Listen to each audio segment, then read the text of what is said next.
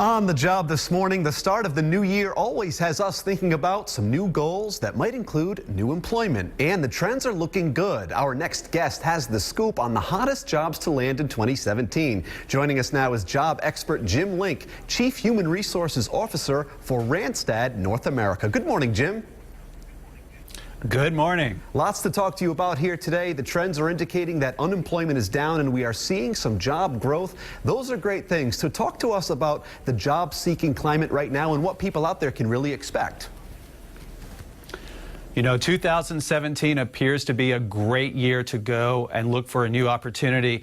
And what we're seeing is that not only is it a good year to go and look, but you might get paid more as well if you go and get into the right roles, which are all over the map right now for things as remote and as strange as artificial intelligence, all the way down to very important jobs in a marketplace like being an executive assistant. All of those positions are growing right now.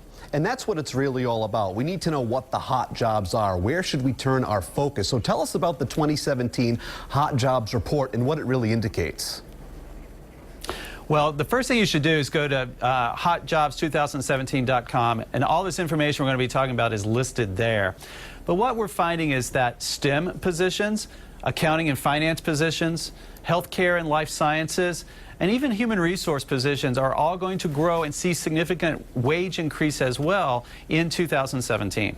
Which is really exciting, and you alluded earlier in this segment to the fact that salaries are looking good. So are the trends, you know, on the whole sort of increasing? Is it only for certain positions and fields? What do we need to know about those salary trends? Well, the trends overall are up. And obviously, the more technical or scientific a position might be, the more likely that there's going to be higher pay associated with that. And that gap will continue to grow, and we'll see those positions earning a little bit more as a percentage than the rest of the positions in a particular market, be that in a regional territory or even nationally. We're going to see those science, technology, engineering, and math jobs tick up at a little bit faster clip than other positions. Let's talk about what those job seekers really need to know. I mean, if somebody's out there right now and they're just beginning their pursuit and they really don't know what they should be looking for, what tips do you have for the job seekers out there at the moment? Well, the first thing is to have a great qualified resume that's accurate and clear and includes things other than job experiences.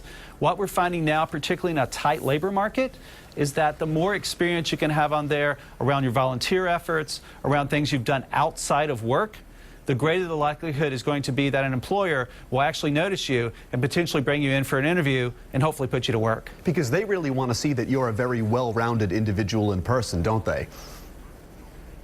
They want to see it on paper, and they want to see it in real life whenever they interview you live. That's absolutely right. That's what it's all about. Jim, thank you so much for these tips. To review them for you job seekers out there, just head on over to roadshow.com.